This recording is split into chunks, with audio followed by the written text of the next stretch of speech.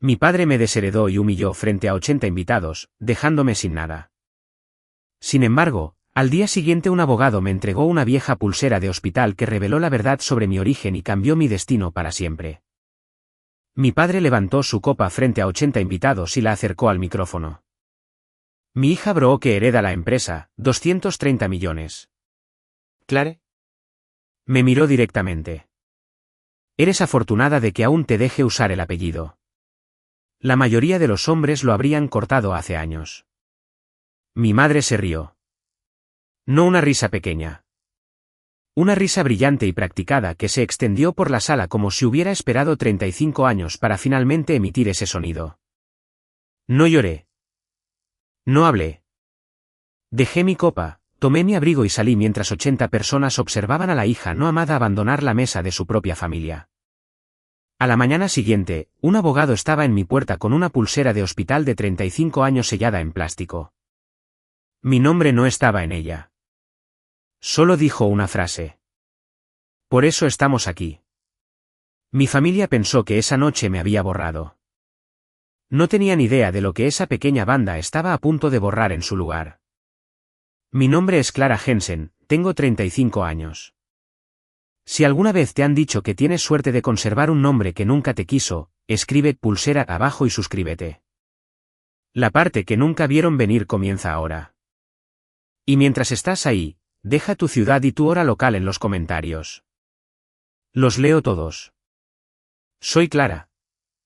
Esta es la historia de la noche en que mi familia me borró y la pieza de plástico de 35 años que borró su versión en su lugar. Comienza hace 25 años con un boletín de calificaciones en un refrigerador. Tenía 10 años. Era martes porque los martes la señora Davis enviaba los boletines de calificaciones a casa en sobres marrones sellados. Y había llevado el mío todo el viaje en autobús como si fuera de cristal, con todos sobresalientes, en cada columna. Recuerdo practicar en mi cabeza cómo se lo entregaría a mi padre casualmente, como si nada. Porque en nuestra casa, querer elogios era peor que fracasar. Brooke llegó primero a la cocina. Tenía 7 años y había sacado un B en algo y mi padre sostuvo su boletín a la luz como si fuera un certificado de acciones. Leyó cada comentario de la maestra en voz alta. Dijo la palabra esfuerzo 3 veces.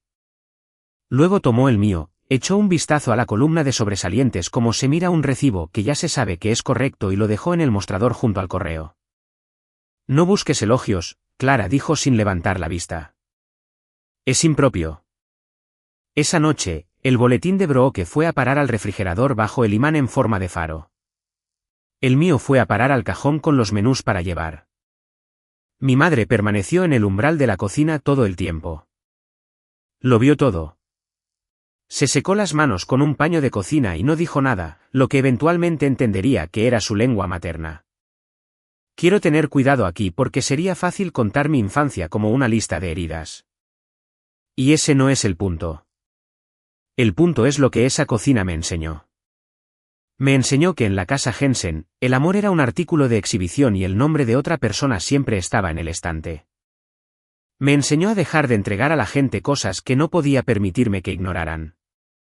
Y me enseñó, esta es la parte que me tomó 35 años desaprender, que si era lo suficientemente útil, lo suficientemente cuidadosa, lo suficientemente excelente, algún día habría espacio para mí en ese refrigerador. Nunca lo hubo. Pero la capacitación resultó valer algo. Ahora soy una ajustadora de reclamos senior. Grandes pérdidas. 13 años en Harwell Mutual en Columbus. Lo que significa que cuando tu casa se quema o una tubería convierte tu primer piso en un estanque. Soy yo quien camina por los restos con un portapapeles y averigua qué sucedió realmente. La gente piensa que el trabajo se trata de dinero. No lo es. Se trata de historias. Todo el que presenta un reclamo te cuenta una historia. Y mi trabajo es encontrar el lugar donde la historia y la evidencia dejan de coincidir. Fotografié todo 2 veces. Guardo copias de copias. Mi amiga Sara, que tiene el escritorio al lado del mío, una vez me dijo, lees a la gente como si fueran daños por agua. Siempre encuentras donde empezó. Solía pensar que lo aprendí en la capacitación. No. Lo aprendí en una casa donde la historia oficial nunca coincidía con la habitación en la que estaba. Aquí hay un ejemplo. Cuando tenía 18 años, el fondo universitario que mi abuela me había ayudado a iniciar desapareció discretamente. Mi padre lo llamó una reestructuración. El dinero había sido reasignado para el futuro de Brooke porque estaba en una edad crítica. Yo iba a empezar en la Universidad Estatal de Ohio ese otoño. Pedí préstamos. Trabajé 25 horas a la semana en una cafetería. Y en el otoño de mi segundo año, me quedé corta en $4,800 para la matrícula. Y me senté en una escalera haciendo las cuentas una y otra vez como si la aritmética fuera a ceder primero. 2 semanas después, la oficina del tesorero me dijo que mi saldo había sido pagado por algo llamado el Fondo de Dificultades Buckeye Futures. Nunca lo había solicitado. Nunca encontré una solicitud. De todos modos, escribí una carta de agradecimiento, estimado benefactor, porque no sabía un nombre y la envié al apartado de correos en el recibo. Nadie respondió nunca. Decidí que era una de esas pequeñas misericordias anónimas que el mundo ocasionalmente te entrega y la guardé en el cajón de mi memoria donde guardaba las cosas que no encajaban en la historia. Ese cajón estaba más lleno de lo que creía. Había un hombre en él, para empezar. El socio de mi padre. Todos lo llamaban tío Mike, aunque no era tío de nadie. Mike Harrison era la otra mitad de Harrison Jensen Builders. La mitad tranquila, la que verificaba los cálculos mientras mi padre estrechaba las manos. Cuando tenía 8 años en un picnic de la compañía, me enseñó a lanzar una línea de pesca desde un muelle mientras los otros adultos jugaban a las herraduras. Se agachó detrás de mí y me estabilizó la muñeca y dijo, algunas cosas se miden 2 veces, niña, incluidas las personas. Cuando tenía 12 años, me dio una calculadora de ingeniero de verdad, de las que tienen funciones que no entendería durante años, y me dijo que crecería en ella. Y luego, cuando cumplí 18 años, simplemente dejó de estar en cualquier lugar.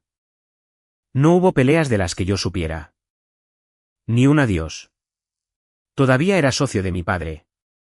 Su nombre todavía estaba en los camiones, pero desapareció de las barbacoas, las fiestas de Navidad, las graduaciones.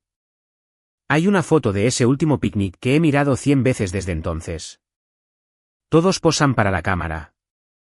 Mike está medio fuera del encuadre en el borde, y es el único que mira directamente al objetivo como si fuera él quien nos estuviera tomando la foto. Nunca pregunté por qué desapareció. En mi familia, aprendías a no preguntar por las personas que desaparecían de las fotografías. Durante la mayor parte de mi vida adulta, nada de esto se sintió como un misterio. Se sintió como el clima. Luego, en noviembre pasado, el clima cambió. Llegó la noticia de que Crestline National Group, una de esas compañías que compra constructores regionales como otras personas compran comestibles, quería a Harrison Jensen. El número que se susurraba en cada reunión navideña a la que no fui invitada era de $230 millones. Debería explicar que era realmente ese número porque mi padre nunca lo hizo. No era dinero en una bóveda. Era la valoración de toda la compañía. El equipo, los contratos, la tierra, el nombre. Y la compañía ni siquiera era completamente suya. Mi padre poseía el 52%. Mike Harrison poseía el 40%. El último 8% se había dividido hace años entre 3 empleados que habían estado allí desde el principio. Cuando toda la operación eran 2 hombres, un camión y un contrato que nadie más quería. A mi padre le gustaba redondear todo eso y llamarlo mi compañía. Había estado redondeando cosas toda su vida. Brooke había estado dentro del edificio desde 2019. Directora de Desarrollo de Negocios, una oficina con su nombre en la puerta, una tarjeta de la compañía en su cartera. Tenía 31 años y hablaba de la transición como otras personas hablan de una boda. Ese invierno, la frase que seguía escuchando de segunda mano era que papá necesitaba resolver la sucesión antes de firmar. No pensé mucho en lo que eso significaba para mí. Ya sabía lo que era en esa familia. Era el cajón con los menús para llevar. En marzo, llegó un sobre de color crema grueso a mi apartamento. Con relieve. Harrison Jensen Builders celebrando 42 años. Cócteles en el Furuk Country Club. Lo volteé 2 veces buscando una nota escrita a mano. No había ninguna. Mi cumpleaños número 35 llegó 9 días antes de la fiesta. Nadie llamó. Ni mi madre, ni mi padre, ni Brooke. Cené comida para llevar en el mostrador de mi cocina y me dije que 35 años eran demasiados para seguir contando quién se acordaba.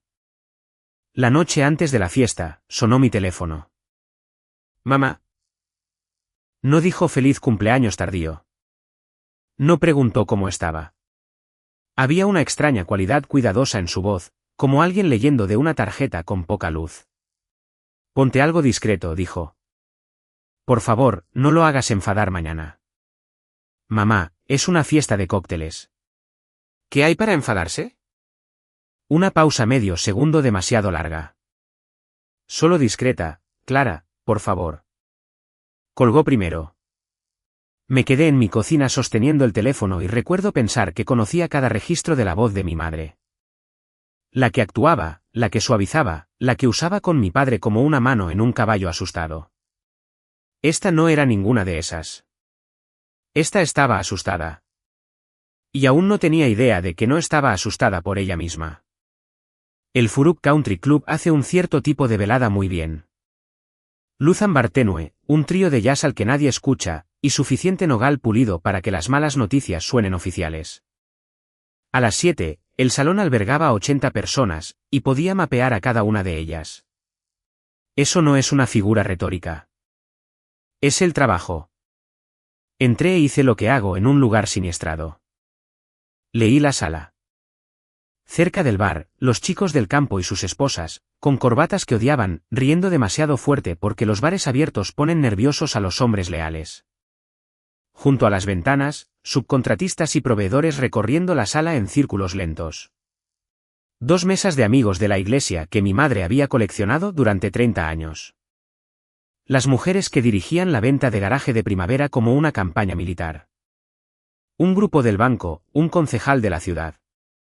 Gary Miller, el capataz de mi padre durante 2 décadas, de pie con la espalda a la pared como hacen los hombres cuando preferirían estar en una obra. La familia se sentó en la mesa 1, al frente.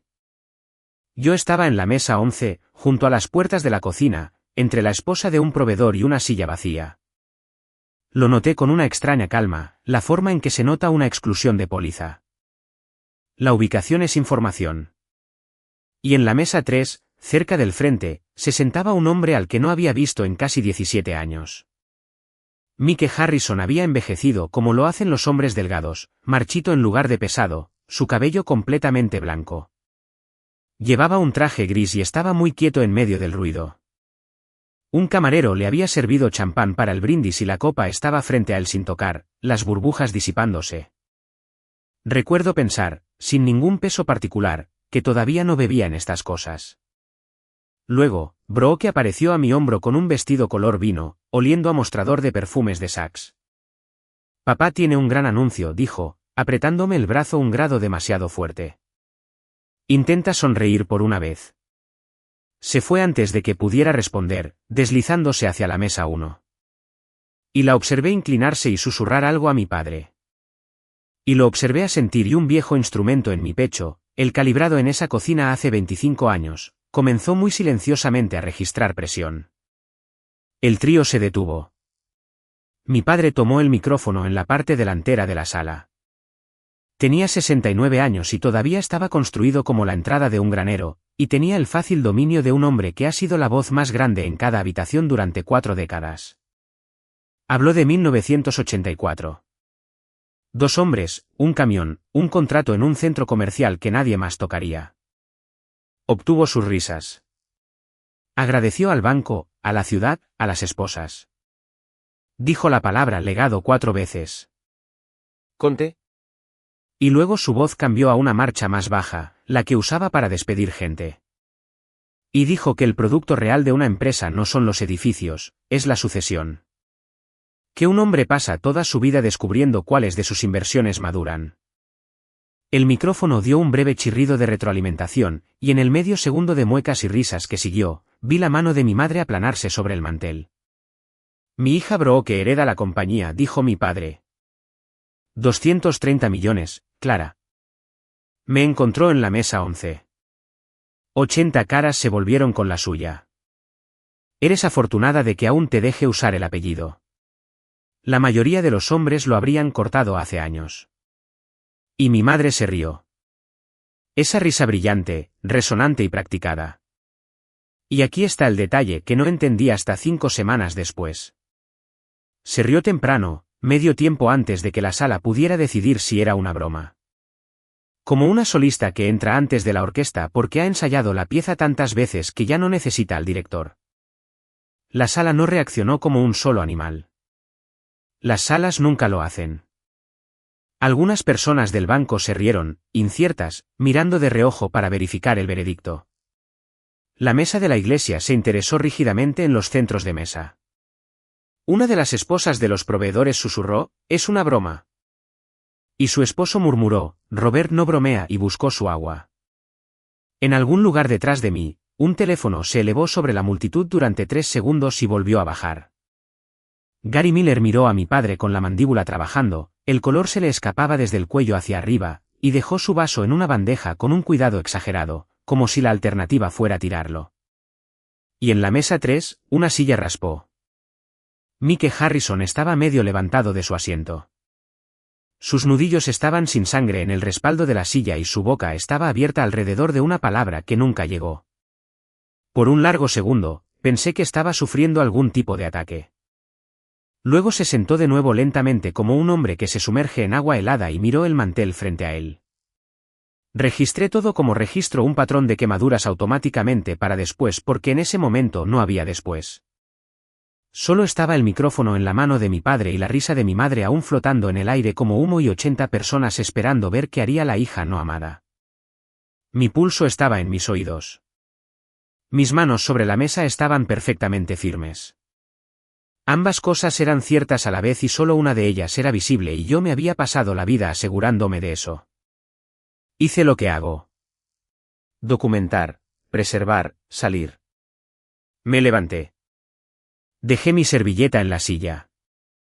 Tomé mi abrigo del guardarropa sin esperar a que la chica encontrara el boleto. Ella vio mi cara y simplemente me lo entregó. Y caminé por todo el salón al mismo ritmo que caminaba por una casa después de un incendio, pasando la mesa de la iglesia, pasando el banco, pasando la mesa 3, donde un hombre de cabello blanco miraba todo en el mundo excepto a mí, mientras sus manos temblaban contra la madera. Mi porción de pastel todavía estaba en mi lugar cuando me fui. Glaseado blanco, el logotipo de la empresa dibujado en oro. Lo vi en una foto que alguien publicó más tarde. ¿Intacto? Es una cosa extraña los detalles que sobreviven. En el puesto de ballet, un chico de unos 20 años tomó mi boleto número 112 y salió corriendo al frío. Cuando trajo el coche, me abrió la puerta y dijo, «Está bien, señora». Fiesta larga, dije. Asintió como si eso lo explicara todo. En su experiencia, probablemente sí. No recuerdo el camino a casa. Recuerdo mi apartamento, el abrigo todavía puesto, sentada en el borde de mi cama, haciendo lo que he hecho desde que tenía 10 años, enumerando lo que se dijo, quién vio, qué cambió. Los cálculos siempre daban lo mismo. Nada era realmente diferente. Simplemente habían hecho una lectura pública de un documento que había llevado toda mi vida. A las 11:40 de la noche, mi teléfono se iluminó. Un número que no conocía. Código de área local. Un solo timbre. Ni siquiera uno completo. Más bien el principio de un timbre. Y luego nada. Ningún mensaje de voz. Ningún texto. Miré la pantalla hasta que se apagó. Número equivocado, me dije. A las 11:40 en la peor noche de mi vida. A alguien se le había resbalado el dedo. Yo era una persona de pruebas que se contaba una historia. Y como la mayoría de las historias de mi familia, no sobrevivió a la mañana. El golpe llegó a las 9 del domingo por la mañana. 2 golpes. Espaciados uniformemente, el golpe de un hombre que factura por hora. A través de la mirilla, unos 60 años, canoso, cabello peinado con raya de verdad, abrigo de carbón, maletín de cuero lo suficientemente viejo como para tener historia. No era un notificador judicial. Ellos van menos arreglados. No era uno de los abogados de mi padre. Viajan en parejas y se paran demasiado cerca de la puerta. Abrí con la cadena. Sí, señorita Jensen. Mi nombre es Michael Hayes. Soy abogado. Sostuvo su tarjeta en la abertura, a la altura de mis ojos, y esperó sin un atisbo de impaciencia mientras la leía. Hayes y Croft, abogados, herencias, fideicomisos y planificación de sucesiones. Disculpo la hora y el día. Si mi padre le envió. No lo hizo. No estoy aquí por lo de anoche, señorita Jensen. Una pausa. Estoy aquí por una noche de hace 35 años. Hay frases que reorganizan los muebles de tu cabeza. Volví a mirar la tarjeta. Herencias, fideicomisos, no un arreglador, no una amenaza. Al menos no la forma de amenaza que conocía. Cerré la puerta, deslicé la cadena y la abrí. Y luego, porque soy quien soy, dije, dame un minuto, lo dejé esperando en el pasillo y lo busqué en la página web del Colegio de Abogados del Estado. Michael R. Hayes, licenciado, 1993. Sin historial disciplinario. La fotografía coincidía. Todavía estaba exactamente en el mismo lugar cuando abrí la puerta de nuevo, y algo en su expresión sugería que había esperado la pausa y la aprobaba. En mi mesa de la cocina, declinó el café, dejó el maletín plano y sacó un solo objeto, una funda de plástico transparente sellada por un borde, del tipo que uso para la evidencia de la escena de un incendio. Dentro había una pulsera de hospital, no blanca, ya número 35 años la habían vuelto del color de un té flojo, de las que llevan un inserto mecanografiado bajo una ventana de plástico, como lo hacían antes de los códigos de barras. No la toqué. Me incliné y la leí a través de la funda. Bebé niña Calegua marzo de 1291 y un pequeño número sellado en la esquina. El 12 de marzo de 1991 es mi cumpleaños. Calegua no es mi apellido. Es el apellido de soltera de mi madre. Un apellido que, según el registro oficial de mi vida, ella había dejado de usar 2 años antes de que yo naciera. Me quedé con eso por un momento, como te quedas con un reclamo donde las fechas no cuadran. Y luego aterrizó lo segundo, lo que mis manos entendieron antes que mi cabeza, porque he manejado registros de pacientes y expedientes de lesiones durante 13 años. La pulsera era demasiado grande. Una banda de bebé es un pequeño lazo que podrías usar como anillo. Esta tenía el tamaño de una muñeca de adulto. Los hospitales en esos días usaban bandas numeradas coincidentes. Una para la madre, una para el bebé y una para la persona de apoyo, el familiar al que se le permitía el paso a la guardería. Los números tenían que coincidir o no sostenías al niño. Alguien había usado esto. La noche que nací, alguien estuvo en ese hospital usando una banda que coincidía con la mía. Levanté la vista. Hayes me estaba viendo hacer las cuentas. Y cuando me vio llegar, asintió una vez casi suavemente. Por eso estamos aquí, dijo. Le hice repetir todo 2 veces, y nunca varió una palabra. Su cliente había guardado esta pulsera durante 35 años.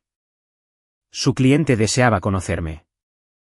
El nombre de su cliente, por el momento, no estaba autorizado a compartir.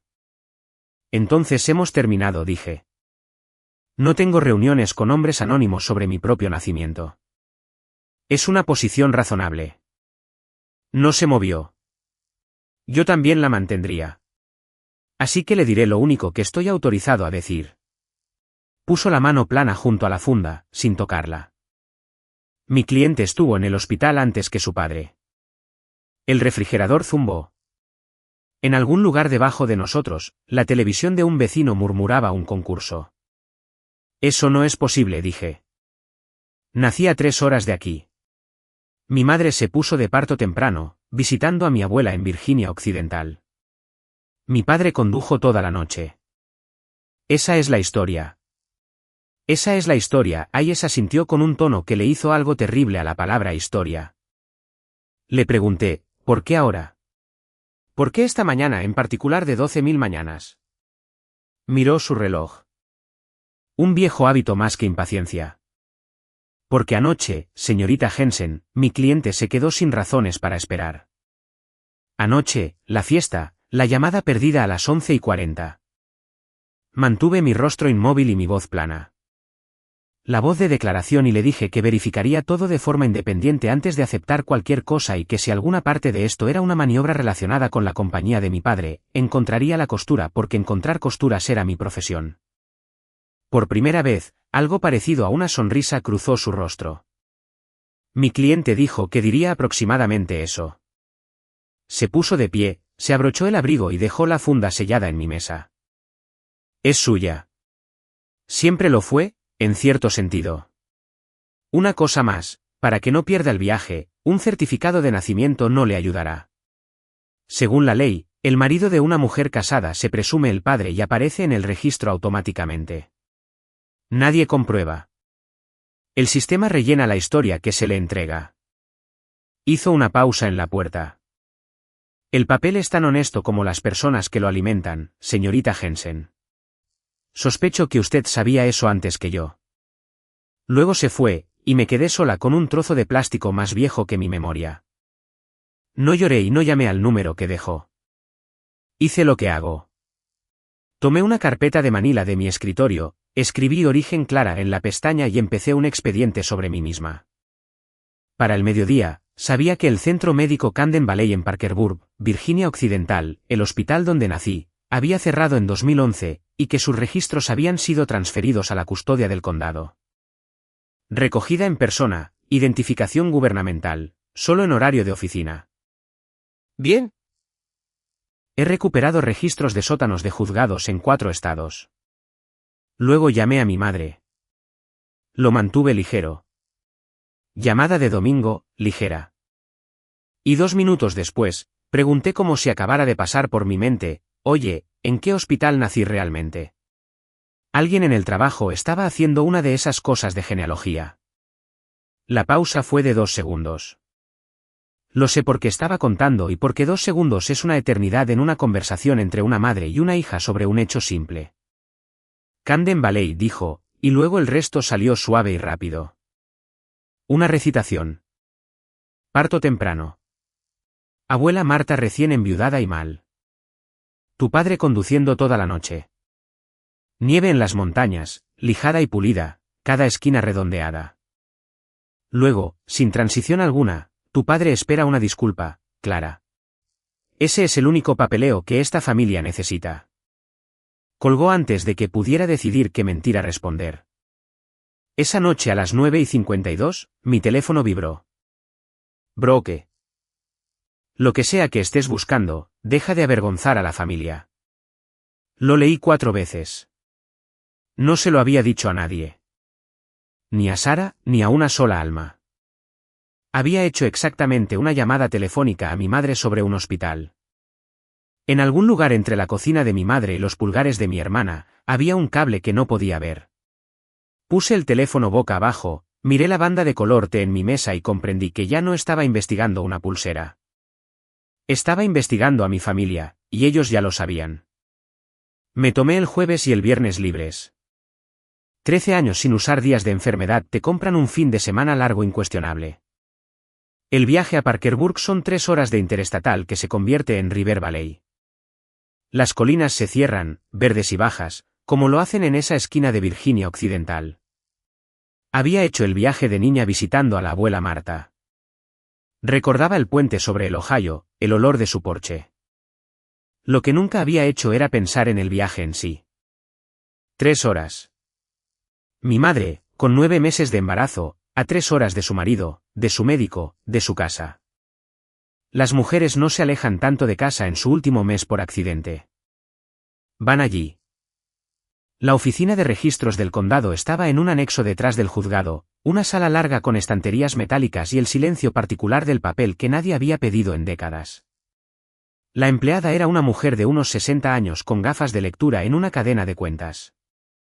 Y cuando le expliqué lo que quería, se animó como lo hacen los archivistas cuando alguien finalmente quiere lo que han estado guardando. Camden Valley. Dios, sí. Cuando cerraron las puertas en 2011, todo vino aquí en Palés. Nadie lo clasificó, sin presupuesto. Todo está en las cajas que el hospital empaquetó. Me llevó de vuelta a través de las estanterías. Tienes suerte de que sea un nacimiento. Los nacimientos los guardaron para siempre. Llevó 2 horas y un rollo de microfilme encontrar marzo de 1991.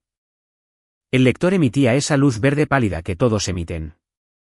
Y giré la manivela lentamente, viendo pasar las emergencias de otras personas hasta que apareció la hoja de admisión y mi propia historia me devolvió la mirada en una tipografía borrosa. Paciente Kalewa, Susan, admitida el 11 de marzo de 1991.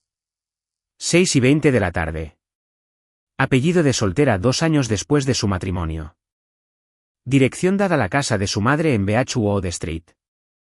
No la casa en Columbus donde estaba su vida real. Y luego la línea que me detuvo la respiración por una razón que nadie fuera de mi profesión notaría. Pagado en su totalidad. Sin seguro. La compañía de mi padre tenía cobertura de grupo. Incluso entonces, había visto los antiguos documentos del plan en un archivo de reclamaciones hace años, cuando Harrison Jensen era un expediente de cliente y no una herida. Una mujer casada con seguro pagando en efectivo por un parto a 3 horas de casa con un nombre que ya no usaba. Esto es lo que te enseñan 13 años de trabajo con reclamaciones. El efectivo donde debería haber seguro nunca es un accidente. El seguro crea registros, reclamaciones, extractos, sobres que llegan a la dirección de un marido. El efectivo no crea nada. El efectivo es lo que usas cuando pagas por el silencio junto con el servicio. Mi madre no había ido a Virginia Occidental a cuidar a su madre. Había ido allí para hacer invisible mi nacimiento. Me aparté del lector y me obligué a respirar con calma, como hago cuando un reclamante empieza a gritar. Luego volví a girar la manivela y encontré la línea de contacto de emergencia y sentí que el suelo se inclinaba 1 grado más. Contacto de emergencia, L. Kalewa, madre, no Robert Jensen, no su marido. En el único formulario donde una mujer asustada anota a la única persona a quien llamar si todo sale mal, el nombre de mi padre no aparecía en absoluto. Hay más en la caja, dijo la empleada detrás de mí, haciéndome sobresaltar. Había traído una caja de archivo gris, con la cinta del hospital aún puesta. Admisiones guardaban sus registros de visitantes encuadernados por mes. Nadie los quiere nunca. ¿Los quieres? Los quería. El registro de marzo de 1991 era un libro mayor alto con el lomo agrietado. Columnas marcadas en azul desvaído. Fecha, visitante, paciente, relación, número de pulsera, hora de entrada, hora de salida. Pasé el dedo por el 11 de marzo. Nada. 12 de marzo, el día en que nací. A mitad de la página con una letra inclinada y apretada. M. Harrison, familia, pulsera 014, entrada a las 9:14 de la noche. La columna de salida estaba en blanco. El número de pulsera coincidía con el número estampado en la pulsera de mi cocina. Familia, decía el registro, 9:14 de la noche en un hospital a 3 horas de Columbus la noche de mi nacimiento. Mientras mi padre, según la leyenda familiar, corría por la nieve de la montaña y llegaba heroicamente tarde. M. Harrison. ¿Mike? Mi cuerpo lo entendió antes de que mi mente formara la palabra. Mis manos se habían enfriado alrededor de los bordes del libro mayor, y mi corazón estaba haciendo algo arrítmico y ruidoso, y una voz en mi cabeza que sonaba como yo a los 8 años en un muelle con una mano firme en mi muñeca dijo, algunas cosas se miden 2 veces, niña. La empleada me fotocopió la página y la hoja de admisión y las selló con el sello del condado. Y mientras cuadraba las copias, miró la línea del libro mayor y dijo amablemente, a la manera de una mujer que ha visto a mucha gente encontrar cosas en esa habitación, quienquiera que fuera, cariño, firmó a las 9:14 y nunca firmó la salida. Llegué al estacionamiento antes de que mis piernas se volvieran inestables. Me senté en mi coche con las copias en el asiento del pasajero y el río gris a lo lejos y llamé a Michael Hayes. Él respondió al segundo timbre. Señorita Jensen. Dile a tu cliente, dije, que sé su nombre. El silencio en la línea duró lo suficiente como para que lo oyera dejar algo.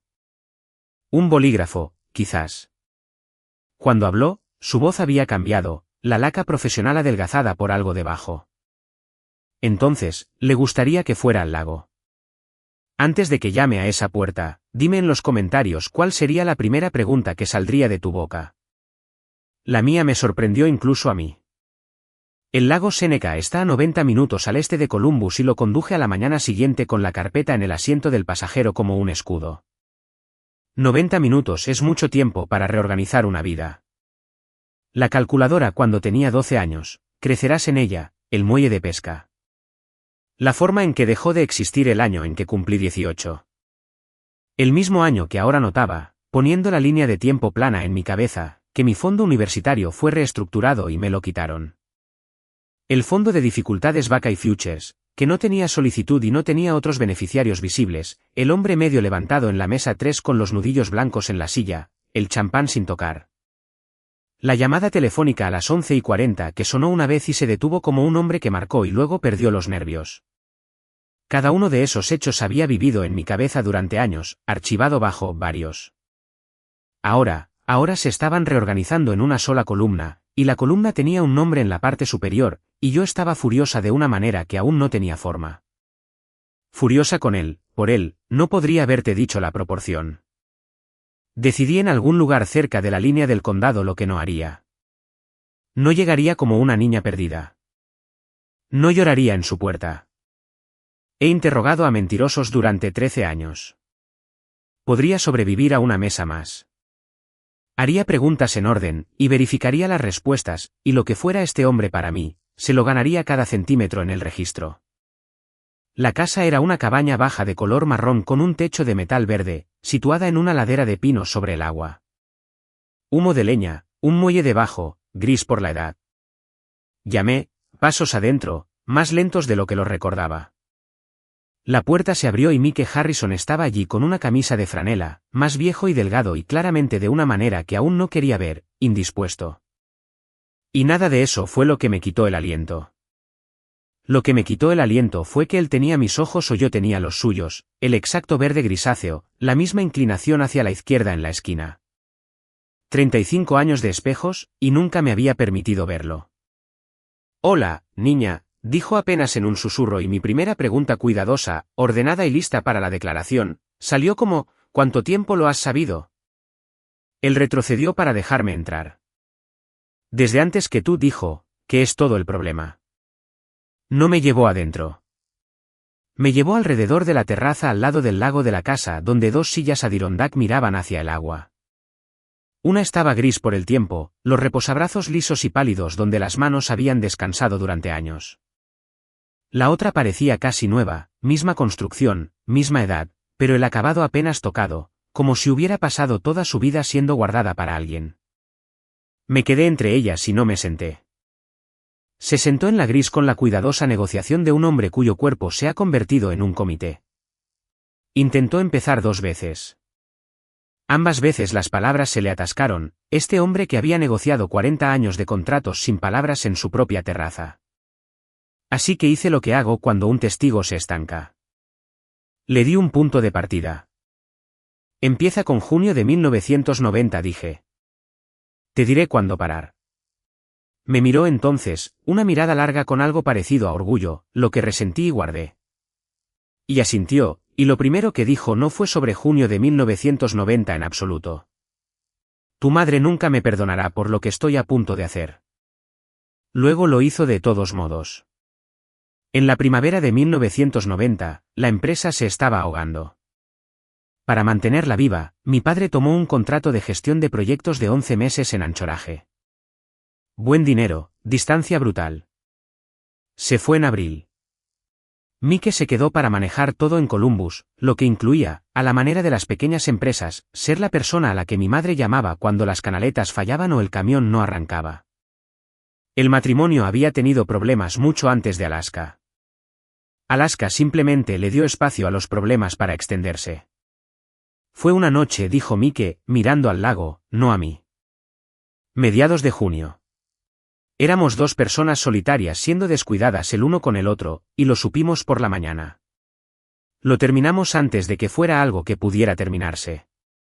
No voy a adornártelo. Te mereces la verdad tal cual. La verdad tal cual era yo. Mi madre le dijo que estaba embarazada en otoño y le dijo en el mismo aliento que las fechas eran superables. Que Robert había estado en casa de permiso durante 10 días en julio. Que las cuentas podían pertenecer a su marido si todos se mantenían quietos. Y todos se mantuvieron quietos. Ese era el plan, todo el plan. Mantenerse quietos para siempre. Luego, en febrero, se mudó a casa de su madre en Parkersburg para ayudar a la abuela Marta, decía la historia oficial. Para poner 3 horas y un apellido de soltera entre su vientre y su ciudad, decía la verdad. Y la noche del 11 de marzo de 1991, el parto comenzó temprano y Marta estaba demasiado frágil para conducir, y mi madre se sentó en una cocina de granja con un teléfono en la mano y un número en el mundo al que podía llamar. Me llamó a mí, dijo Mike. No porque yo fuera algo, sino porque era la única persona que ya lo sabía, y sabía que yo vendría sin hacer preguntas. Se frotó la muñeca lentamente, un movimiento circular ausente del que no creo que fuera consciente. Conduje 3 horas en la oscuridad, llegué después de las 9, le dije a la recepción que era de la familia, lo que fue una larga pausa, no del todo una mentira. Me pusieron una pulsera, numerada, a juego con la tuya. Así funcionaba entonces. Sin pulsera, no sostienes al bebé. El viento se movía sobre el agua. Finalmente me senté en el borde de la silla más nueva. Me tuviste en brazos durante 6 minutos. Lo dijo como otros hombres dicen el nombre de una batalla en la que estuvieron. Tu madre estaba dormida. La enfermera tenía prisa. Y había una ventana y estaba nevando más allá de las luces del estacionamiento. Y tenías un agarre en mi dedo como si planearas quedártelo. Su voz se mantuvo nivelada y tranquila. Y esa uniformidad fue lo más fuerte que jamás había oído. 6 minutos. Luego te necesitaron de vuelta y en la puerta de la guardería me cortaron la pulsera porque esa era la regla. Le pregunté a la enfermera si podía quedármela. Me miró por segunda vez. Es lo único tuyo que me permitieron sostener. He estado en habitaciones con personas en el peor día de sus vidas. He mantenido mi voz firme mientras las madres me entregaban fotografías de lo que deja el fuego. No me mantuve firme en esa terraza. No sollocé y no actué. Algo simplemente se soltó detrás de mi esternón en silencio, como una pared cede cuando el agua ha estado dentro durante años. Cuando pude hablar, hice la única pregunta que importaba y la hice sin emoción porque era todo lo que tenía. ¿Por qué te mantuviste alejado? Se quedó en silencio por un momento. Luego dijo, no lo hice. Entró en la casa y regresó con una bandeja de madera poco profunda y la colocó en el brazo de mi silla como un hombre que presenta pruebas. 2 entradas, graduación de la Universidad Estatal de Ohio, junio de 2013. Un talón roto, torcido bruscamente como se rompe un talón cuando las manos no están firmes. 1 intacto. Compré 2, dijo. Viejo hábito de esperanza. Me senté en la última fila del palco superior y me fui antes de la procesión para que nadie tuviera que explicarme. Un extracto bancario doblado a una línea resaltada. Fondo de dificultades Buckeye Futures, otoño de 2010, $4.800. No hay ningún fondo, dijo. Hay un apartado de correos con el membrete de un abogado. Solo hubo un destinatario y un sobreliso con las esquinas suaves por el uso, dirigido con mi propia letra de hace 20 años. Estimado benefactor, mi carta de agradecimiento guardada durante 16 años. Una vez escribiste una carta de agradecimiento al fondo, dijo. Estimado benefactor, la he leído más veces que cualquier contrato que haya firmado. La ira regresó entonces, y la dejé porque era honesta. 16 años había estado sentado en esta silla leyendo mi carta. 17 años desde que había desaparecido de mi vida sin una palabra. 35 años de cumpleaños. Le pregunté, mi voz finalmente quebrándose, ¿qué aritmética posible hizo que mirar desde un palco superior fuera mejor que una llamada telefónica? ¿Qué clase de amor se archiva en un cajón? El tipo que hizo una promesa dijo. Hay más, Clara. Pero tu madre me hizo jurar. Se detuvo. No para hacer efecto.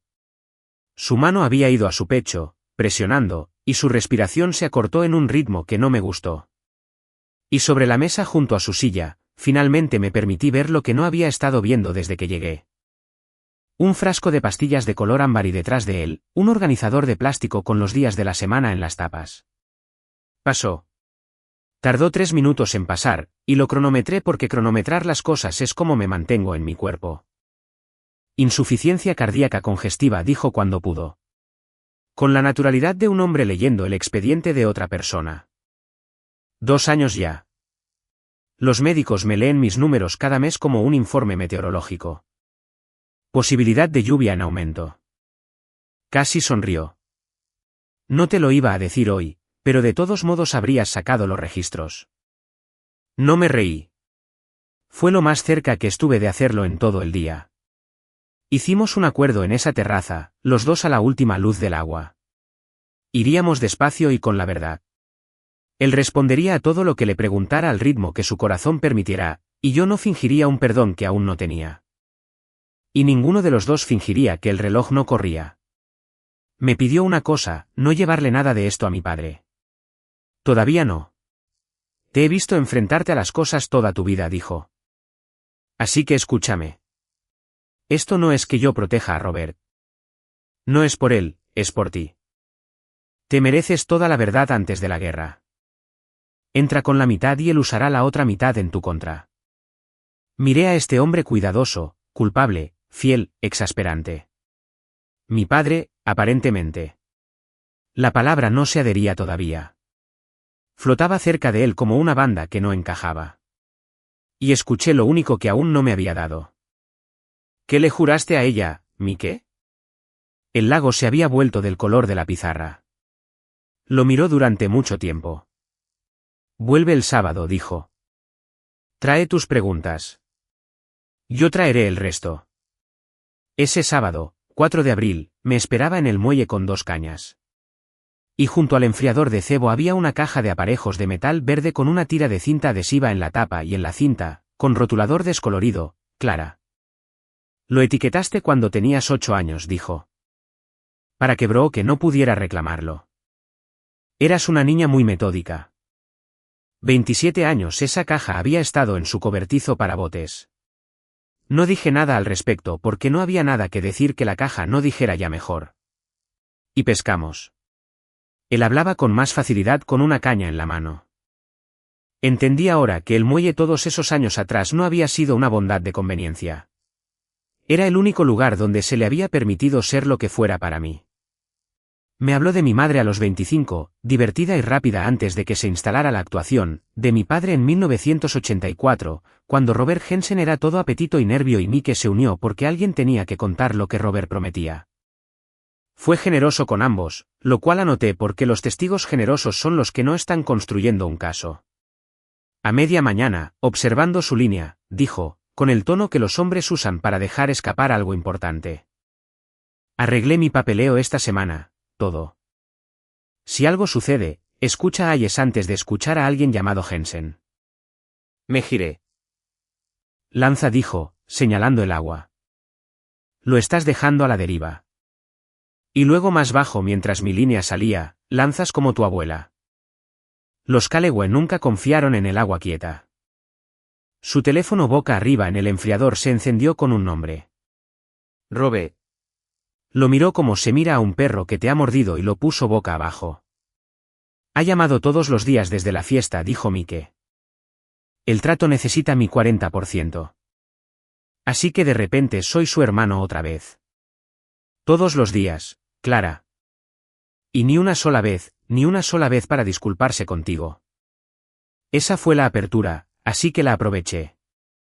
Hice la pregunta de la terraza, ¿qué le juraste? Recogió lentamente el sedal, dejó la caña y me contó lo de la tarjeta. En 1996, para mi 5º cumpleaños, había roto el plan por primera y única vez. Una tarjeta de cumpleaños de farmacia, un pez de dibujos animados en el frente, $5 dentro, firmada, tu amigo Mike. La envió a nuestra casa.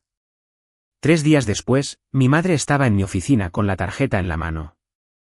La había sacado del buzón antes de que alguien la viera. Su mandíbula se movía. No fue cruel al respecto. Eso es lo que necesito que entiendas. Estaba aterrorizada. Y el terror en tu madre sale organizado. Puso la tarjeta en mi escritorio y me dio a elegir. Palabra por palabra, aún puedo oírlo. Puedes verla crecer desde la distancia, O puedes leer sobre ella en las cartas de Navidad. Elige. Él eligió la distancia. Juró no contacto, no tarjetas, no reclamos, nada que pudiera tirar de un hilo de la historia. Y a cambio, ella no construiría el muro tan alto que él no pudiera ver por encima. Picnics, graduaciones desde el palco superior, una compañía donde mi apellido siempre sería al menos la mitad suya. Así que cumplí el juramento, dijo, y seguí escribiendo las tarjetas. Una cada cumpleaños. Simplemente dejé de enviarlas. Miró hacia el agua. Hay 34 tarjetas más, Clara. ¿Las recibirás cuándo? No terminó la frase. Su mano hizo un pequeño movimiento, apartando la frase, y volvió a tomar la caña, y yo lo dejé. Porque teníamos un acuerdo sobre el ritmo, y porque creí, siempre tendré que vivir con la facilidad con la que creí, que teníamos tiempo. No presioné. Es lo primero que desearía. Fijamos la siguiente para el domingo 12. Fue su idea. Ven temprano. Trae donas. De las de arce. Te tendré el resto de la historia en papel. La carpeta y las donas, niña. Un trato justo. Lo escribí en mi teléfono en el área de estacionamiento mientras él saludaba desde el porche. Lago, trae la carpeta y las donas. El sábado, 11 de abril a las 4 de la tarde, sonó mi teléfono. Brenda Lewis, la gerente de la oficina de Mike durante 30 años, una mujer a la que había conocido exactamente 2 veces. Lo supe antes de que lo dijera. Siempre se sabe desde la primera sílaba. Él había estado en la terraza en la silla gris frente al agua. Su corazón simplemente había terminado. Estaba frente al agua, cariño, dijo Brenda, y su voz se quebró a la mitad. Siempre dijo que esa silla tenía la mejor luz al final del día. Lo había conocido, realmente conocido, durante 14 días. Me senté en el suelo de mi cocina un rato. Te lo digo sin rodeos porque no hay otra forma de contarlo. El recordatorio en mi teléfono se quedó donde estaba. Lago, trae la carpeta y las donas. No pude borrarlo. Todavía no lo he hecho. En menos de una hora, Brooke publicó un homenaje. Tío Mike, el hermano de papá y todo. Se fue demasiado pronto. Adjunta había una vieja foto familiar de algún 4 de julio de hace mucho tiempo. Y me tomó un momento identificar el error en ella. Y luego vi que el marco terminaba en mi hombro. Me habían recortado, no incluso para esto, especialmente para esto. El funeral fue el jueves siguiente en una iglesia a la que Mike nunca había asistido, llena de gente de una empresa que él había ayudado a construir a medias y una familia que había pasado 17 años fingiendo que él era un mueble. Brenda se sentó con la oficina y lloró sin pedir disculpas. Gary Miller estaba al fondo con un traje más viejo que su camión. Mi padre pronunció la elegía. Se paró sobre el ataúd del hombre al que había estado llamando diariamente y cuyo 40% necesitaba, y llamó a Mike mi hermano, dijo, mi conciencia, dijo. La mitad de todo lo que construí.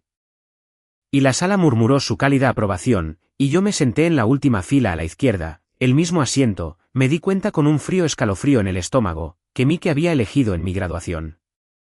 Esquina lejana, salida fácil, lo suficientemente cerca para ser testigo, lo suficientemente lejos para ser negable. Había heredado su asiento antes de heredar cualquier otra cosa. A mitad de la elegía, los ojos de mi padre barrieron la iglesia, y cruzaron la última fila, y se detuvieron.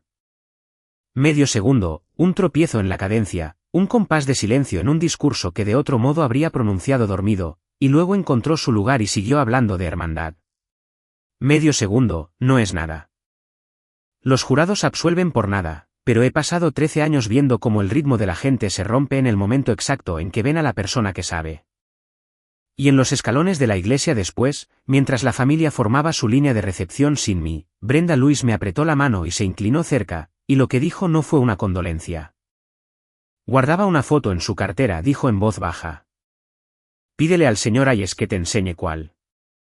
El martes siguiente, me senté en la oficina de Michael Ayes. Estanterías de nogal, lámpara de pantalla verde, una habitación donde nada había sido redecorado desde que se hizo correctamente por primera vez. Tenía una carpeta cuadrada frente a él, y una pequeña caja de madera a un lado, y comenzó a su manera sin prisa desmantelando la escena para la que me había estado preparando. No habrá lectura dramática, señorita Jensen. Eso es cosa de películas.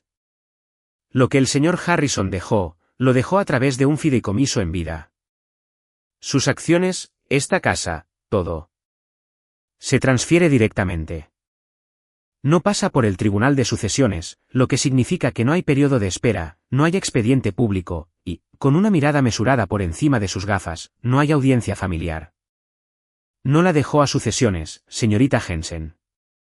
No dejó nada al azar. Luego se puso de pie, un hábito de la vieja escuela aparentemente, para esta parte, y leyó el lenguaje operativo en voz alta, porque Mike le había pedido que lo leyera en voz alta. El fideicomiso traspasaba el 40% de Harrison Jensen Builders de Mike, la casa en el lago Seneca y el resto modesto de su vida, el camión, el bote, los aparejos, a una única beneficiaria. Clara Calloway Jensen, mi hija. Escuché las acciones. Entendí las acciones. Algún lóbulo profesional frío de mí ya estaba revisando las acciones, viendo la forma de lo que significaban. Pero las acciones no fueron lo que rompió mi compostura en esa tranquila oficina. ¿Mi hija? Leído en voz alta a las 11 de la mañana por un hombre de pie para decirlo. 35 años y era la primera vez en mi vida que me reclamaban en voz alta. Hayes me dio exactamente el tiempo que necesitaba, luego se sentó y volvió a ser abogado, y lo que expuso a continuación me dijo que Mike había sabido precisamente qué tipo de familia me dejaba para luchar. Anticipó desafíos, dijo Hayes. Incapacidad, influencia indebida, los ataques estándar a las decisiones de un hombre moribundo. Así que, primero, mi registro de llamadas muestra que el señor Harrison llamó a esta oficina para comenzar a modificar su plan patrimonial la mañana del 23 de marzo, 2 días antes de que usted y yo nos conociéramos, lo que hace legalmente imposible que usted lo influyera. Segundo, una carta de su cardiólogo fechada el día de la firma confirmando plena capacidad. Tercero, la firma misma el 2 de abril fue grabada en vídeo ante testigos. Cuarto. Deslizó un documento grapado por el escritorio. Papel más viejo, sin firmar. Un borrador de 2014. El mismo beneficiario, las mismas palabras. Llevaba la intención durante 12 años, señorita Jensen. Simplemente no pudo levantar la pluma hasta ahora. Hayes enderezó la carpeta. Fue muy minucioso. Dijo, usted, de todas las personas, apreciaría la minuciosidad. Luego me entregó la caja de madera, la propiedad personal. Iba a entregársela él mismo el día 12. Dentro, una fotografía, tamaño cartera, gastada y redondeada por las esquinas. Un recién nacido, de pelo oscuro, furioso en una manta de hospital. En la parte de atrás, a lápiz, 2 palabras, 6 minutos. Un programa de graduación de junio de 2013. Un nombre subrayado en la lista de graduados, mi carta, estimado benefactor. Y debajo de todo, llenando la caja, atadas con gomas elásticas agrietadas por décadas, tarjetas de cumpleaños, selladas, con sello, dirigidas a una casa en Maple Crest Drive. Con una letra que envejecía a medida que la pila subía. 35 de ellas. La primera goma elástica se rompió cuando la quité con cuidado, reseca por 30 años de espera, y el pequeño crujido en esa tranquila oficina me descompuso más que el fideicomiso. Abrí solo una allí, en el escritorio de Hayes. La primera, un pato de dibujos animados con un globo, dentro con una letra fuerte y más joven. Hoy cumples 1 año. Estuve al otro lado de la calle de la fiesta con un regalo que no pude llevar. Llevabas un vestido amarillo y odiabas tus zapatos. Quienquiera que llegues a ser, ya me gustas. N. 34 más selladas. Y en el fondo, la última, fechada este año, 12 de marzo de 2026. La tinta apenas tenía 2 meses, notablemente más gruesa que el resto. Pasé el pulgar por el borde. No la abrí. No allí. Algunos sobres hay que ganarse una habitación para abrirlos. Esa noche a las 11:41, 1 minuto más tarde en el reloj que la llamada que lo inició todo. Mi teléfono recibió un mensaje de voz de mi padre. Las primeras palabras que me había dirigido desde el micrófono. No hubo un hola, No sé qué te dijo ese viejo o qué crees que te convierte. La compañía tiene abogados, Clara. Se acercan los papeles. Firmarás lo que te enviemos, y esto seguirá siendo un asunto familiar. No lo hagas feo. Siempre has sabido ser invisible. Es lo único en lo que eres buena. Lo reproduje 2 veces, lo guardé, me envié una copia por correo electrónico y otra a Ayes. Documentar, preservar. El segundo mensaje de voz llegó a la mañana siguiente con una voz como jarabe tibio. Clara, Dios, ha pasado 1 minuto. ¿Un café? ¿Solo nosotras? ¿Nosotras? Nunca habíamos sido nosotras, por eso fui. Escogió una cafetería cerca de su oficina y llegó 11 minutos tarde, vestida de blanco, besando el aire junto a mi oído. Durante 10 minutos, interpretó la hermandad. Mi cabello, su estrés, la boda de alguien a quien nunca había conocido. Le di casi nada, solo suficientes asentimientos para mantener la cinta grabando. Y me refiero a cinta. Mi teléfono estaba boca abajo entre nosotras. Grabando. Ohio es un estado de consentimiento de una sola parte. He grabado entrevistas de reclamaciones impugnadas durante 13 años. ¿Puedes considerar eso frío? En mi familia, lo frío era el clima. Simplemente aprendí a vestirme para ello. Llegó al grano con su segundo café con leche de avena. Entonces, el tío Mike una pequeña y triste inclinación de cabeza. Papá está devastado, obviamente.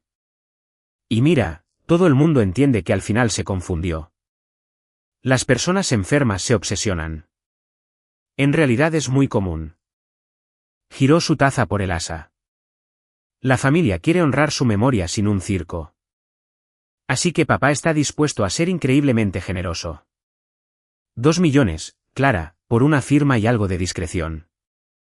Es dinero que cambia la vida para alguien como tú. Alguien como tú. Dejé que la frase se quedara al sol entre nosotras. ¿Y si no firmo? La hermandad se desvaneció de su rostro como el agua se va por el desagüe de una bañera.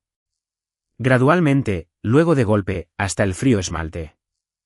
Se inclinó y su voz bajó a un registro que nunca le había escuchado. Plana y gerencial. Entonces, seamos honestos, ya que nadie más en esta familia lo es nunca, tú fuiste un error de redondeo en esta familia. Un error de redondeo con buenas calificaciones. No te conviertas en una complicación. Se recostó, recompuesta, revisó su teléfono, hizo una señal para pedir la cuenta y la pagó. La vi hacerlo con la tarjeta de la compañía. En la puerta, se giró, la luz del sol la atrapó como un argumento final, y pronunció la frase que debió haber ensayado en el coche. Los abogados de papá dicen que un testamento de un moribundo es fácil de romper. Pensé en el registro de llamadas con fecha de 2 días antes de que conociera a Ayes. La carta del cardiólogo, el vídeo, el borrador de 12 años con la misma letra de intención. Diles que lo intenten, dije, y terminé mi café. No intentaron los tribunales primero. Intentaron la familia. En cuestión de días, una versión de mí circulaba entre los parientes Jensen como una cadena de cartas. Clara, la rara, siempre tan fría, se había aferrado al pobre y enfermo Mike al final, y lo había manipulado para quitarle su fortuna. La hija de mi tía abuela dejó de responderme. El marido de un primo vio mis mensajes y no dijo nada.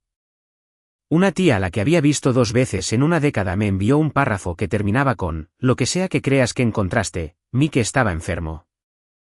Los hombres enfermos imaginan cosas. El primer domingo de mayo, hubo un baby shower para mi prima Ashley. Lo supe porque el chat familiar Familia Jensen pasó 2 días coordinando cazuelas. Vi los mensajes desplazarse y luego, entre una foto de un pastel de pañales y la pregunta de estacionamiento de alguien, el hilo simplemente desapareció de mi teléfono, reemplazado por una sola línea de texto gris del sistema. Fuiste eliminada de Familia Jensen. Admin del grupo, Brooke Jensen. Por supuesto, borrarme siempre había sido el único proyecto familiar que ella gestionaba personalmente. Me quedé con el pulgar sobre el hilo muerto por un largo momento. Es algo pequeño ser eliminada de un chat de grupo. También lo es cuando tu familia ya te ha borrado de un brindis, una fotografía y un testamento lleno de amor. No es algo pequeño en absoluto. Todavía estaba sentada allí cuando llegó un mensaje de texto de un número que no había visto en años. Marta Calewa, la hermana menor de mi abuela, ahora de 81 años, tan aguda como una auditoría fiscal, la única pariente que me había enviado una tarjeta en la universidad. Llámame después del funeral de tu abuela Marta. Hay algo que necesitas saber sobre un vecino y un hospital. Llamé antes de terminar de leerlo. Marta no hacía preámbulos. Están contando historias sobre ti, así que te voy a contar una verdadera. 2009, funeral de Marta, la recepción después en la casa de Beachwood. ¿Tendrías que, 18? Estabas repartiendo café. Recordé el día como una acuarela, las cazuelas, el olor a claveles, la voz de iglesia de mi madre. Había una vecina allí, una anciana dulce, Eleanor Algo, vivió frente a Marta durante 40 años. Y se acerca a tu padre allí mismo en la sala de estar. Y le toma la mano y le dice, estaba lo suficientemente cerca como para derramar mi ponche. Ella dice, siempre quise decirte que ese socio tuyo, la noche que tu Susan tuvo a su bebé, condujo como un loco para llevarla a ese hospital. Se quedó toda la noche. ¡Qué buen hombre! El teléfono se me resbaló de la mano. Tu padre no dijo una palabra, continuó Marta. Pero vi cómo se le ponía la cara gris como ese ataúd. Clara, gris. Y tu madre apareció de la nada y guió a esa pobre mujer a la mesa de postres como si estuviera desactivando una bomba. Una pausa. Se fueron 20 minutos después. Él no dijo una palabra en todo el camino hasta el motel. La vecina de Marta conducía detrás de ellos y me lo contó. Y tu madre miraba por la ventana como si el cristal le debiera dinero. 2009 lo comparé con mi propio expediente y el expediente se iluminó. El otoño de 2009 fue cuando mi fondo universitario fue reestructurado a Brooke. El año en que Mike dejó de aparecer en cualquier lugar que mi padre controlaba. Había pasado mi vida adulta leyendo esos dos hechos como coincidencia y austeridad. Fueron un veredicto dictado la semana del funeral de mi abuela por un juez que nunca le dijo al acusado que había habido un juicio. Una cosa más, dijo Marta más suave. Lo que sea que pasó en ese entonces. Tu madre y tu padre han estado viviendo dentro de ese silencio juntos 17 años. Ambos sabiendo, ninguno de los dos diciendo, ¿qué crees que le hace eso a una casa? Fui a averiguarlo. Conduje a casa de mis padres un domingo por la tarde, cuando sabía que mi padre estaría en el club. Mi madre abrió la puerta con una cesta de ropa en la cadera y, cuando vio mi cara y la pequeña funda de plástico en mi mano, retrocedió para dejarme entrar sin decir palabra. Lo cual fue una especie de confesión. Doblo la ropa todo el tiempo. Quiero que conste en acta. Las camisas de su marido en la mesa del comedor. Sus manos moviéndose en cuadrados perfectos mientras su vida se desmoronaba a su alrededor. Cuello, mangas, doblar, apilar. La pila se convirtió en una torre. Nunca se detuvo ni una vez. Dejé la pulsera en la mesa entre nosotras. Bebé niña Calewar hacia arriba. Ella la miró durante 3 segundos. Luego tomó la siguiente camisa. Me preguntaba cuál de los dos serías, dijo. ¿Él o tú? Llevo 35 años esperando esta conversación, Clara. Al menos podrías sentarte. Me quedé de pie. Le pregunté sobre la risa. De todo lo que pude haber empezado, eso fue lo que salió. Esa risa brillante y temprana delante de 80 personas. Sus manos se detuvieron en un cuello. Si no me hubiera reído, habría gritado, dijo. 20 personas estaban mirando mi cara cuando él lo dijo. Las esposas siempre miran mi cara. La han mirado durante 40 años. Ese es mi trabajo en esta familia. Alisó el cuello. He estado actuando tanto tiempo que no sé qué cara hay debajo. ¿Crees que esa risa era sobre ti? Nada en esa habitación era sobre ti, cariño. Todo era sobre mantener el techo puesto. Confirmó lo de la tarjeta. 1996 El pez de dibujos animados. Tu amigo Mike. Había tomado la decisión en una noche sin dormir y había entregado el ultimátum en su oficina la tercera mañana. Me odiarás por ello, dijo sin levantar la vista. Pero tenías un hogar, un nombre, una familia que funcionaba desde fuera. Lo cambié por eso. Él tuvo que mirar. Fue el mejor trato disponible en 1996, y yo lo sabría. Me he pasado la vida negociando con tu padre. Y luego, porque finalmente pude, cerré el último circuito abierto. Ese primer domingo, te llamé por el hospital, y a las 9 de esa noche, Brooke sabía que estaba investigando. Fuiste tú. El doblado se detuvo. La llamé en cuanto colgaste, dijo. Le dije que te vigilara. Me dije a mí misma que te estaba protegiendo de él. Un suspiro corto y cansado. No estoy segura de que eso fuera del todo cierto. Le pedí que viniera conmigo. Así lo dije. Ven conmigo.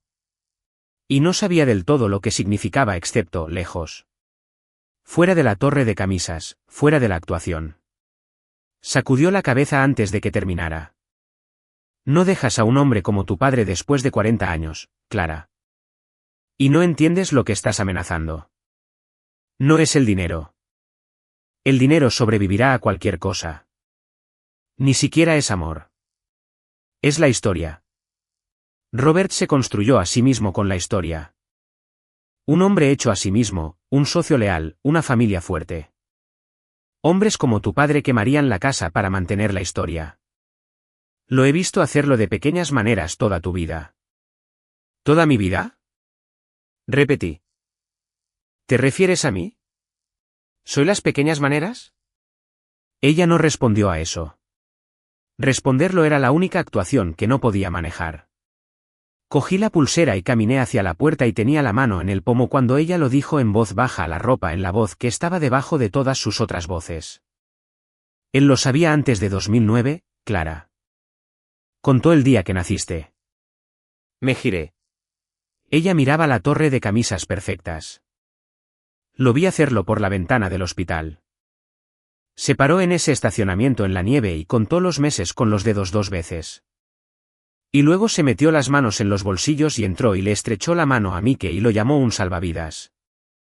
35 años esa cuenta había estado en marcha. Cada refrigerador, cada cajón, cada fondo reestructurado, cada silencio en cada cena, no frialdad, aritmética. Había sentenciado a una extraña de 6 libras a toda una vida de demostrar su valía por un crimen del que ella era la evidencia en lugar de hacerle una pregunta a su esposa en voz alta. Y en la fiesta, eres afortunada de que todavía te deje usar el apellido. La mayoría de los hombres lo habrían cortado hace años. No estaba presumiendo. Estaba diciendo la verdad literal. Me había estado recortando durante años. El brindis fue solo el papeleo. No recuerdo el camino a casa. Recuerdo estar sentada en mi coche aparcado fuera de mi edificio. Y recuerdo que lo que sentí no fue la rabia que había presupuestado. Fue claridad. Claridad fría y portadora de carga. El tipo que sientes cuando la última incógnita en un expediente se resuelve y finalmente sabes exactamente lo que sucedió en la casa. La semana siguiente fue de preparación. Y lo resumiré porque Mike me enseñó que el caso más fuerte es el que no tienes que representar. Hayes confirmó lo que valía el trueno falso de los abogados de mi padre. Había llegado una carta de impugnación, todo fanfarronería y formulismos, y murió en silencio contra el registro de llamadas, la carta del médico, el vídeo y el borrador de 12 años. Ni siquiera tuvo que mencionar mi grabación de la actuación de Brooke en el café. Simplemente me señaló que existía, como se señala un extintor de incendios. El 29 de abril, 2 personas de Crestline pidieron reunirse conmigo, el comprador, midiendo al accionista sorpresa. Venían esperando, creo, a una aficionada afligida. Obtuvieron 40 minutos de preguntas sobre la estructura del trato, la retención de empleados y qué sucede con la evaluación cuando su historia fundacional resulta ser ficción fundamental. Después, la mayor, una mujer con el pelo corto y plateado llamada Karen, me estrechó la mano por segunda vez de una manera que significa recalcular. La reunión de accionistas, cada titular, el consejo de ambas empresas, una sala, se fijó para el viernes, 8 de mayo. Hayes y yo pasamos 2 noches en ello. Cuando finalmente le dije lo que pretendía hacer en su oficina con la lámpara verde encendida, se recostó, se quitó las gafas y me miró por un momento con una expresión que no pude archivar. Luego acercó un bloc de notas amarillo y escribió 3 palabras en él y las subrayó 2 veces y lo giró para que pudiera leer: déjalos hablar. La sala de juntas de Harrison Jensen tiene una larga mesa de nogal y en la pared del fondo, una fotografía enmarcada de 1984. 2 jóvenes con cascos de obra frente a una cimentación a medio verter, el brazo de mi padre alrededor de los hombros de Mike, ambos entrecerrando los ojos hacia un futuro en el que creían haber estado de acuerdo. La mañana del 8 de mayo, 25 personas se sentaron bajo esa fotografía. El equipo de Crestline a un lado, Karen en el centro, el consejo de la empresa. Los 3 empleados accionistas, hombres de trabajo con sus mejores chaquetas, sosteniendo su 8% como sombreros en el regazo. Gary Miller junto a la puerta, jefes de departamento, Brooke de blanco a la derecha de mi padre, y mi madre sentada ligeramente apartada, a quien mi padre había ordenado que viniera, lo supe más tarde, por la óptica de la unidad familiar. Me senté en el extremo con Ayes, una carpeta de Manila frente a mí, y la pequeña funda transparente encima. Mi padre abrió la reunión como abría todo, asignándole un tamaño. Antes de pasar a los asuntos importantes, dijo: un asunto doméstico. Las acciones de mi difunto socio están en disputa a la espera de algunas cuestiones familiares. Para mantener el cierre según lo previsto, le pedimos a la señorita Jensen que firme un simple poder esta mañana para que los adultos puedan proceder. Señorita Jensen, los adultos. 25 personas me miraron y la mayoría también me había mirado el 21 de marzo y pude verlos preparados para lágrimas o una escena. Me puse de pie. No levanté la voz porque nunca en mi vida lo he necesitado. Y coloqué la funda en el centro de la mesa donde todos podían ver la pequeña banda de color té dentro. Antes de que alguien firme algo dije: la sala debe entender qué es lo que realmente está en disputa. Y luego hice lo que hago. Leí el expediente en voz alta, sin emociones, con fechas, con fuentes. Una mujer ingresó en el centro médico Camden Valley el 11 de marzo de 1991 con su apellido de soltera, a 3 horas de casa, pagando en efectivo donde existía seguro. Una línea de contacto de emergencia que no incluye a su marido. Un registro de visitantes sellado por el condado que registra que a las 9:14 de la noche del 12 de marzo, un hombre firmó como familiar con la banda de apoyo 0114 a juego con el recién nacido y nunca firmó la salida. La banda en cuestión guardada durante 35 años en la mesa frente a ellos. El hombre en cuestión, Mike Harrison. Nadie se movió. Los 3 empleados accionistas se habían quedado muy quietos. Karen estaba mirando a mi padre. Mi padre se rió, una sílaba dura, dirigida al lado de Crestline. Esto es lo que estoy gestionando, señores. Las fantasías enfermizas de un moribundo disfrazadas con un trozo de plástico. Ayes se levantó sin prisas y recorrió la mesa como un secretario judicial, dejando una sola página frente a cada silla. Entonces seamos precisos sobre el moribundo, dijo. Esta es una declaración jurada ejecutada por el señor Harrison el 2 de abril ante notario y testigos con la carta de capacidad de su cardiólogo adjunta y la firma conservada en vídeo. Anticipándose, dejó la última página frente a mi padre. Esta frase exacta, señor Jensen. Página 1, párrafo 3. 25 páginas giraron casi juntas, un sonido como un viento seco cruzando la mesa. Observé a la gente leer el relato notarial de Mike de junio de 1990 y marzo de 1991. Observé a los hombres de campo leerlo y al consejo y a Karen. Y observé los ojos de Brooke moverse por la página y detenerse y sus labios separarse y no salir nada. En ese silencio de papel llegó el sonido de una silla siendo empujada hacia atrás. No era la de mi padre. Mi madre se puso de pie.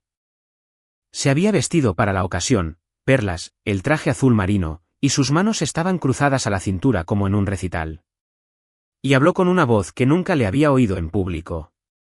Su voz subyacente, la de la mesa de lavandería sin actuación. Robert, ya basta.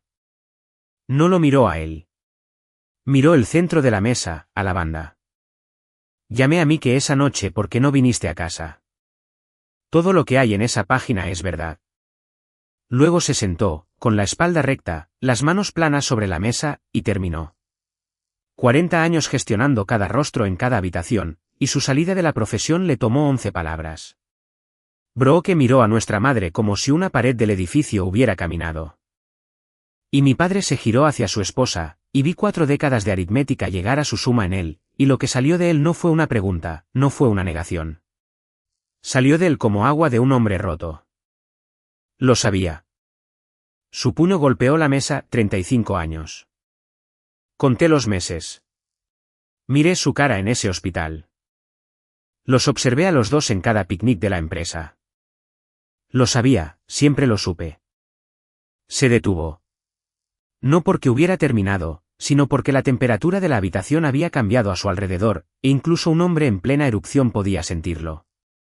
Acababa de decirles a 25 personas, su comprador, su consejo, su fuerza laboral, sus hijas, que él lo había sabido, no sospechado, contado, que cada año de mi infancia. Cada cajón y cada reestructuración y cada sílaba de ese brindis había sido administrado por un hombre que se creía con derecho a castigar a un niño en lugar de hacerle una pregunta a su esposa. La declaración jurada lo había convertido en un marido agraviado. Su propia boca en 9 segundos lo había convertido en otra cosa y todos en la sala lo habían visto hacerlo. Gary Miller se puso de pie. 20 años ese hombre había dirigido las cuadrillas de mi padre. Miró a mi padre como se mira a una pared de carga en la que acabas de encontrar podredumbre. Y luego salió de la sala de juntas sin decir una palabra, y el suave clic de la puerta fue más fuerte que el puñetazo. Los 3 accionistas estudiaron la mesa. Uno de los jefes de departamento tenía una mano sobre la boca. En la pared. Golpeada por el golpe, la fotografía de 1984 ahora colgaba visiblemente torcida. 2 jóvenes con cascos, inclinados. Mi padre se sentó lentamente. De repente parecía de su edad, y algo más, un hombre que había pasado 35 años guardando una historia con todo lo que tenía, solo para ser el quien finalmente la contara. Todos los ojos en la sala se posaron en mí. Este era el momento que me había sido asignado por cada versión de esta historia jamás contada. El momento para el discurso, las lágrimas, el triunfo. Abrí mi carpeta. Dentro había una página. No estoy aquí para volver a litigar mi infancia, dije. Estoy aquí como titular del 40% de esta empresa, y estoy preparada para firmar hoy bajo los siguientes términos. Los leí con la voz que usaba para cerrar un reclamo.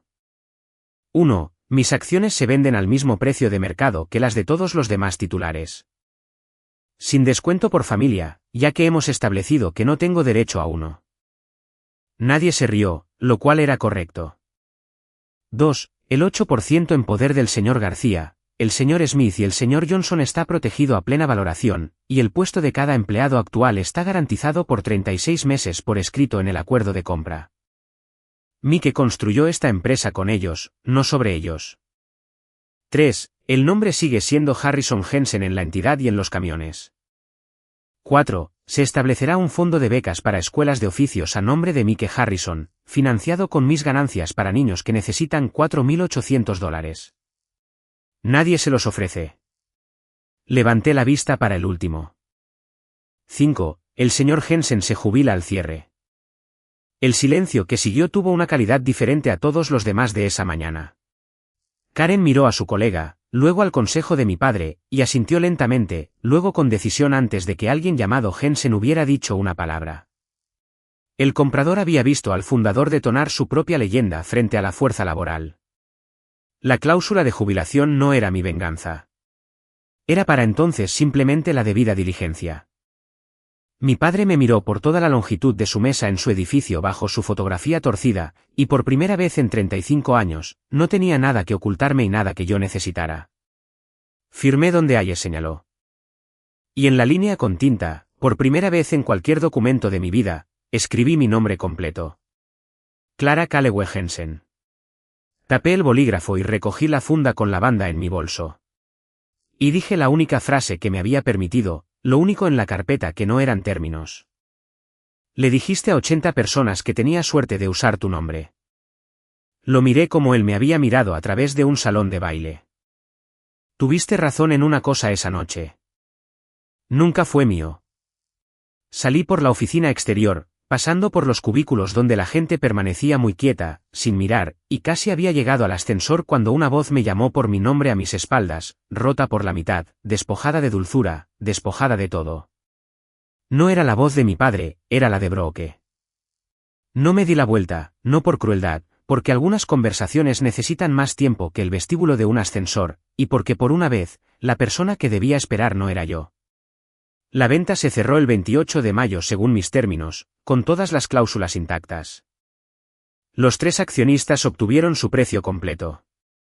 Las garantías de trabajo se incluyeron en el acuerdo de compra en blanco y negro, y Gary Miller, quien le había dicho en voz baja a Crestline que se quedaría solo si las cuadrillas estaban protegidas, firmó un nuevo contrato esa misma semana. Los camiones todavía dicen Harrison Jensen. Siempre lo harán. Ahora está en el papeleo, y el papel, como he aprendido de ambos lados, sobrevive a la versión de los acontecimientos de todos. Mi padre recibió el pago completo por su 52%. Quiero ser honesta al respecto porque esta no es una historia donde el villano termina en un tribunal o un refugio. Terminó rico y jubilado, lo cual siempre fue el plan. Lo que perdió fue la otra cosa, la cosa que mi madre había nombrado en la mesa de la ropa, la historia. En un mes, cada persona que había estado en ese salón de baile había escuchado alguna versión de lo que sucedió en esa sala de juntas. Los hombres de campo se lo contaron a los subcontratistas. Los subcontratistas se lo contaron a sus esposas. Las esposas se lo contaron a la mesa de la iglesia. Nadie lo confrontó. Así no es como funciona en nuestro mundo. Simplemente lo recalcularon como un pueblo recalcula a un hombre, en silencio y permanentemente. Y él podía sentirlo en el club y en la ferretería y en todas partes donde su nombre solía llegar antes que él. Había pasado 35 años y una hija protegiendo al hombre hecho a sí mismo, al socio leal, a la familia fuerte. Se quedó con el dinero. La historia murió en esa sala de juntas por su propia mano frente a testigos. Brooke me envió un mensaje de texto 2 días después de la reunión. 3 palabras que no conocía. Le creí en su mayor parte. No había sabido de mí que, de 1991, de la cuenta. Lo que sí había sabido era todo lo demás. Cómo alimentarse del favoritismo sin preguntar de dónde venía. Cómo recortar a una hermana de una fotografía. Cómo valorar a un ser humano en $2 millones con cafés con leche. No le respondí y no la bloqueé. El mensaje simplemente se queda ahí, entregado y sin respuesta, que es por ahora la frase más honesta que puedo escribirle. La grieta que oyó en su propia voz en ese vestíbulo es suya para investigar. Ha tenido una ventaja de 31 años para estar segura. Puede pasar un poco de tiempo siendo la que espera. Y luego, una semana después del cierre, llegó un sobre por correo. Mi dirección con la letra de mi madre. Dentro había una tarjeta de cumpleaños, un pez de dibujos animados en el frente, descolorida. El cartón de la tarjeta, suave por la edad, para una niña de 5 años de 1996. Firmada, tu amigo Mike. Me había dicho que la sacó del buzón. Nunca me había dicho que la guardó. 30 años. Esa tarjeta había vivido en el fondo de su joyero debajo de las perlas que usaba para actuar. La evidencia escondida en el mismo cajón que el disfraz en una nota de su puño y letra cuidadosa. Deberías haber tenido esto. No pido que me perdones. Mamá, la conocí la semana siguiente en una cafetería que no pertenecía a ninguna de nuestras vidas. Parecía más pequeña fuera de contexto y más vieja, y no actuó, lo cual, estaba aprendiendo, era el único regalo que le quedaba y que yo quería. Le dije cómo estaban las cosas tan claramente como pude. La puerta no está cerrada, mamá. Está entreabierta. Lo que entre ahora depende de ti. Y empieza con la verdad cada vez. La primera vez que no lo haga, la puerta se cerrará. Ella asintió lentamente, girando su taza. No pidió más, lo que me dijo que entendía el precio de pedir. Nos sentamos un rato en algo que no era comodidad, pero al menos estaba desarmado. Y luego, mientras recogía mi abrigo, miró por la ventana y me dio la última pieza. La que había estado guardando en la mesa de la lavandería, la que nadie le había dejado entregar. Él te tuvo en brazos primero, sabes, antes que cualquiera de nosotros, incluso antes que yo. Todavía me estaban cosiendo. Su voz se mantuvo nivelada, que es como supe lo que le estaba costando, 6 minutos junto a la ventana, nevando más allá de las luces. Me miró. Fingí estar dormida, Clara, todo el tiempo. Fue la única privacidad que pude darle. Todos esos años había llevado la foto que Mike me dio. Una madre dormida, un secreto guardado a solas. Y ella había estado despierta los 6 minutos enteros, acostada en una cama de hospital. Viendo al hombre que nunca pudo elegir sostener a la hija que nunca pudo reclamar y archivándolo donde archivaba todo. En el coche, abrí mi cartera y puse la tarjeta de 1996 en la funda detrás de mi licencia, junto a un boleto de ballet número 112 que nunca había logrado tirar. 2 trozos de papel, 2 noches, con 30 años de diferencia.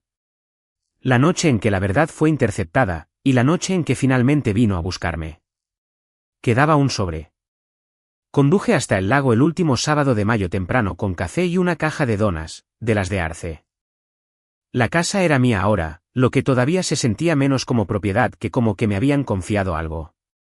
En la repisa de la chimenea, había colocado la banda en un pequeño marco junto a la fotografía de la cartera de un recién nacido furioso.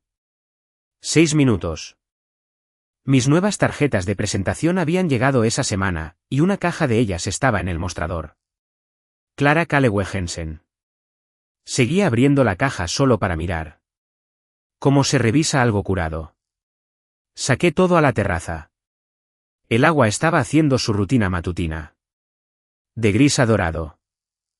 Puse las donas en el brazo de la silla desgastada, su silla, su parte del trato. Y me senté en los escalones con el último sobre, el grueso, fechado el 12 de marzo de este año. Y finalmente lo abrí. Era una tarjeta de cumpleaños, por supuesto. En el frente, un pequeño barco pintado en agua tranquila. Dentro, con la letra inclinada y cuidadosa que ahora conocía del libro mayor del hospital, había escrito 5 líneas.